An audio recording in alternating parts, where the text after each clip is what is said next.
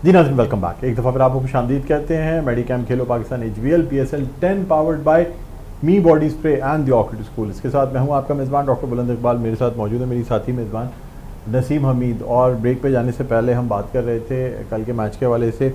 हमारे साथ जो पैनलिस्ट मौजूद हैं, खालिद लतीफ़ साहब हैं, नवीज़ ज़मीर साहब हैं, और अभी हमें ज्वाइन किया है सैयद मुनीर कादरी साहब ने, सीनियर क्रिकेट ऑर्गेनाइज़र हैं और क्रिकेट एनालिस्ट हैं। इसके अलावा ऑनलाइन हमारे साथ मौजूद हैं group managing director Medicam group of companies, जो कि वीडियो लिंक पे में ज्वाइन कर रहे हैं।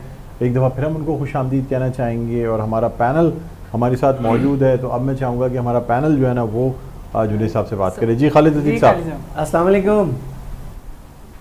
वालेकुम। कैसे जुनेद भाई, ठीक है आप? अल्हम्दुलिल्लाह, बताएं। मैं बिल्कुल ठीक हूँ। आज डॉक्टर साहब ने और इनके साथ जो नसीम हमीद साहिबा ने आपसे कहा कि मेरी विश है कि आप टीम ख़रीद लें, तो मेरी कोई विश नहीं है। मैंने कल ये कहा, मैं तो फेवर करता हूँ, जुनेद भाई से मेरा पुराना ताल्लुक है। मैंने इनसे ये कहा था मुझे आपने कल याद कराना है, मैंने एक क्वेश्चन करना है जुनेद भाई से, लेकिन अब वो क्वेश्चन मैं आपसे पर्सनली कर लूँगा क्योंकि वो पर्सनली ठीक है। आप समझ गए होंगे, लेकिन डॉक्टर साहब समझे कि मैं ऐसा सवाल करूँगा, वो तो आपने 4-5 शो पहले ही बता दिया था कि आप इसमें इंटरेस्टेड नहीं है।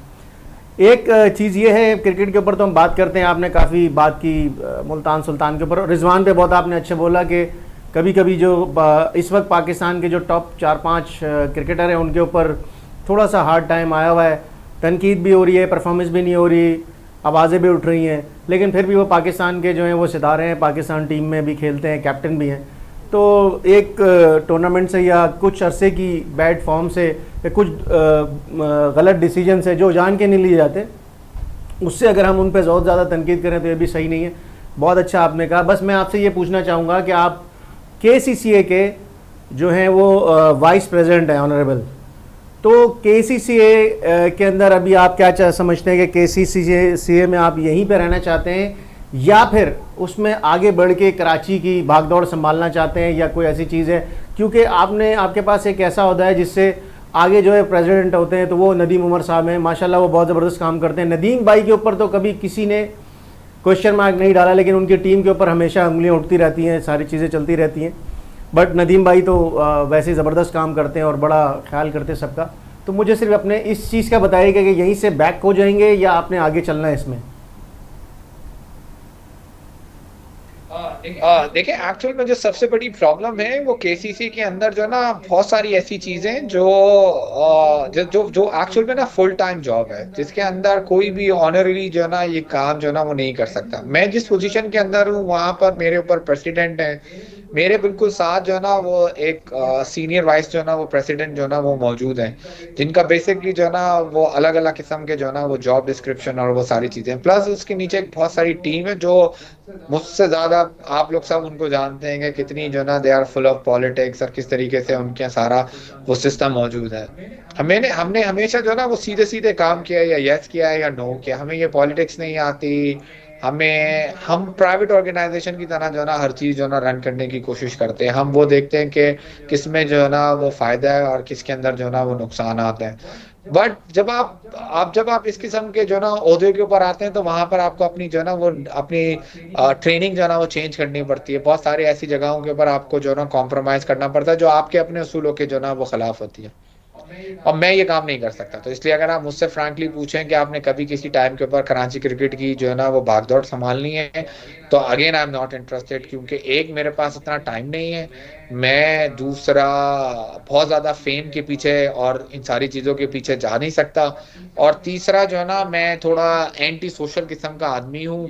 ये जो चीजें होती हैं इसके अंदर आपको सोशलाइजेशन, आपको अपनी अपेयरेंसेस, अपनी सारी चीजें जो है ना बहुत ज्यादा देनी पड़ती है, और जो मेरे पर अपनी जॉब रिस्पॉन्सिबिलिटीज है वो इतनी ज्यादा हैं कि इसके बाद जो ना आप यकीन करें सिर्फ मैं अपना खेल संभाल लूँ, ये बहुत बड़ी बात है। अच्छा सर, आपने कहा एंटी सोशल, लेकिन मुझे आपका रमज़ान का इंटरव्यू याद है और मैंने रिसेंटली देखा भी है कि अब आबिद मजीद साहब जो कि मर्क्यूरी ग्रुप के CEO हैं, वो और आप लोग अब कराची के तकरीबन ज़्यादातर इवेंट्स में हमें नज़र आते हैं।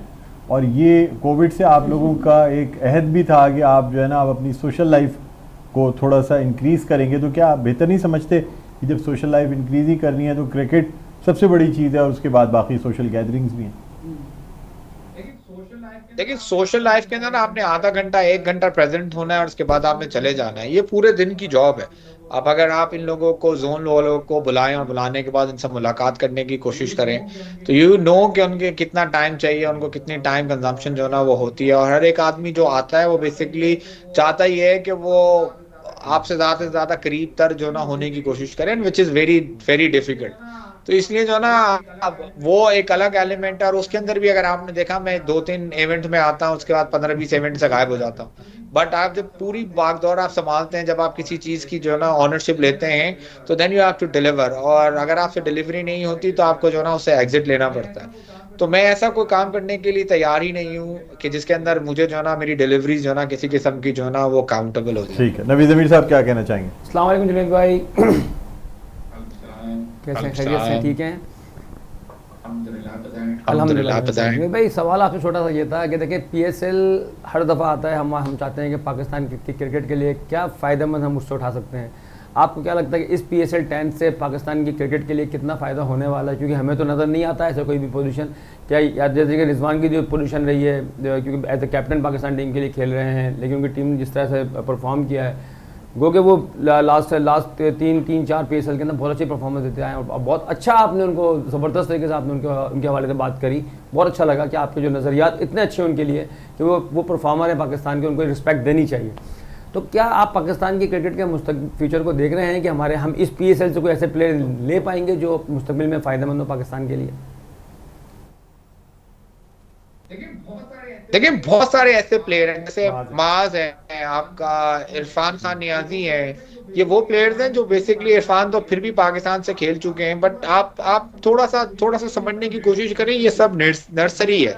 इसके अंदर आप 1-2 को पिक कर सकते हैं और उसके बाद फिर आपने उनको दरख्त बनाना है। ये बेसिकली रिस्पॉन्सिबिलिटी PCB की और आपकी लोकल बॉडीज की है कि इन प्लेयर्स को किस तरीके से हम पाकिस्तान के लिए तैयार करें।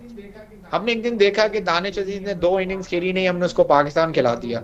उसके बाद वो बेचारा 2 इनिंग्स में फ्लॉप हुआ, आज भी वो बेचारा बेंच के ऊपर जो ना वो बैठा हुआ है। अब वो लेफ्ट हैंड बॉलर और अब आपका ऑलराउंडर जो ना वो बैट्समैन है। ऐसे वैसी रेड ब्रीड हमें जो ना मिलती नहीं है, प्लेयर्स मिलते नहीं है। लेकिन हमने उसके ऊपर काम नहीं किया सही तरीके से कि हमने किस तरीके से उसको इंटरनेशनल खिलाना था, किस तरीके से हमने उसको रिफाइन करना था। आज वो बेचारा बेंच में बैठा हुआ है, ना उसको ये मौका मिल रहा है कि वो अपने आप को जो ना दोबारा से साबित कर सके। ये वो छोटे छोटे से एलिमेंट्स होते हैं जो बेसिकली PCB को और PCB के अंडर जितनी भी डिपार्टमेंट्स हैं उनको सारों को ये काम करना होता है कि प्लेयर्स का मुस्तकबिल किस तरीके से जो ना वो सेव किया जाए। ये नर्सरी है, नर्सरी के अंदर दरख्त बनते हैं, दरख्त की रिफाइन किया जाता है और उसके बाद फिर उनको लगाया जाता है। हमारे यहाँ क्या होता है कि हम एकदम से एक दरख्त बनाते हैं और उसको जो ना धूप में रख देते हैं और बोलते हैं जाओ जाके देख लो। और वो बेचारा जब खराब हो जाता है तो हम जैसे लोग उनको जो ना क्रिटिसाइज करना शुरू कर देते हैं कि यार ये इस काबिल ही नहीं था। तो आप सिस्टम ठीक करें, आप प्रोसेस सही करें। जिस दिन आपका प्रोसेस ठीक हो गया उस दिन इंशाल्लाह आप देखेंगे कि पाकिस्तान की बेंच इतनी बड़ी होगी कि आपके लिए जो ना टीम चूज करना मुश्किल हो जाएगी कि हम किसको खिलाएं और किसको बाहर बिठाएं। जी मुनीर कादरी साहब। अस्सलाम वालेकुम। मसला ये है कि जिस मौजू पे बात शुरू की खालिद लतीफ़ साहब ने और आपने उसको कोशिश की कंक्लूड करने की, लेकिन उसके बीच में इतने बड़े पैराग्राफ है कि ये प्रोग्राम तो बहुत कमज़ोर रहेगा।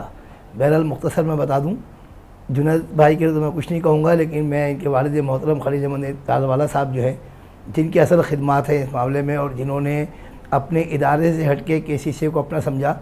और उस वक्त जब कराची के अंदर कोई स्पॉन्सरशिप नहीं थी, उन्होंने एक बहुत बड़ी तादाद में न सिर्फ यह है कि अंडर 15 बल्कि अंडर 17, 19, फिर अंडर 14, फिर 16 और 19 पे काम किया। और वो शख्सियत या वो फैमिली इस काबिल थी कि हम उसको ऑनर करते, रिस्पेक्ट देते, लेकिन वो अपने लफ्ज़ों में ख़ुद ही कह गए कि यहाँ डिवोटेड नहीं चाहिए, यहाँ हमें कोई एक्सपर्टीज़ नहीं चाहिए, यहाँ हमें कोई लॉयल नहीं चाहिए।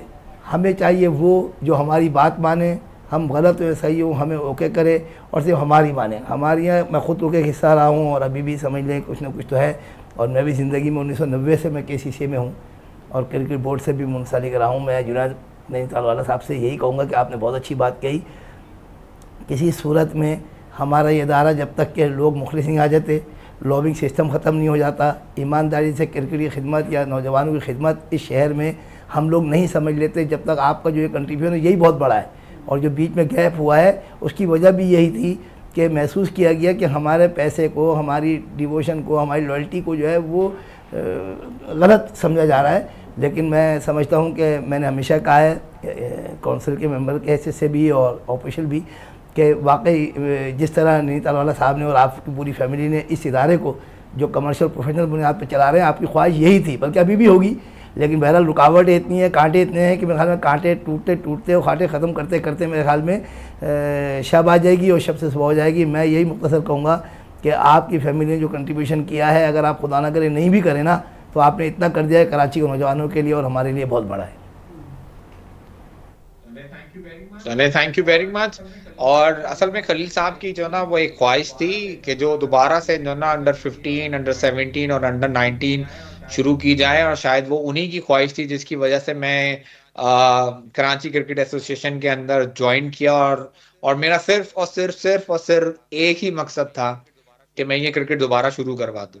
और अल्हम्दुलिल्लाह मैं पहले साल कामयाब नहीं हुआ, दूसरे साल मैं इसमें कामयाब हुआ, और आज 2024 के अंदर अंडर 15, अंडर 17, अंडर 19 का टूर्नामेंट ऑर्गेनाइज हुआ है, और इसी तरीके से इंशाल्लाह 2025 में भी होगा। मैं सिर्फ इतना ही कंट्रीब्यूट कर सकता हूँ, शायद मेरी अपनी पर्सनल कैपेसिटी सिर्फ इतनी ही है, और मेरा कंपैरिजन खलील साहब से कहीं भी नहीं है। He has like a different vision, और माशाल्लाह अल्लाह ताला ने जो उनको सोच दी है, मैं उनके मुकाबले में सिर्फ 5% या 10% ही हूँ। ठीक है। अच्छा सर, अब बस आपसे जानना चाहेंगे कि आप क्या समझते हैं, क्या लाहौर कलंदर जो है वो काफ़ी एज पे है पहले शाह की दौड़ से बाहर निकलने के लिए? आप समझते हैं कि आने वाले मैचेस में पेशावर ज़ल्मी उन 4 की दौड़ में आ जाएगी और लाहौर कलंदर निकल जाएगी? आपकी गट फीलिंग क्या कहती है? देखिए, पेशावर जिस तरीके से कम बैक उन्होंने किया और जिस तरीके से लाहौर जो ना वो सेटबैक हो रहा है उनके साथ, तो ओवरऑल आई पर्सनली थिंक के मुकाबला कांटे का होना चाहिए कि कौन सी टीम बाहर होगी। अगेन मेरी दुआएं दोनों के साथ हैं, एक तरफ शाहीन है, दूसरी तरफ बाबर है। अनफॉर्चुनेटली दोनों ही अपनी सर्वाइवल की जंग लड़ रहे हैं, दोनों ही फॉर्म के लिए लड़ रहे हैं।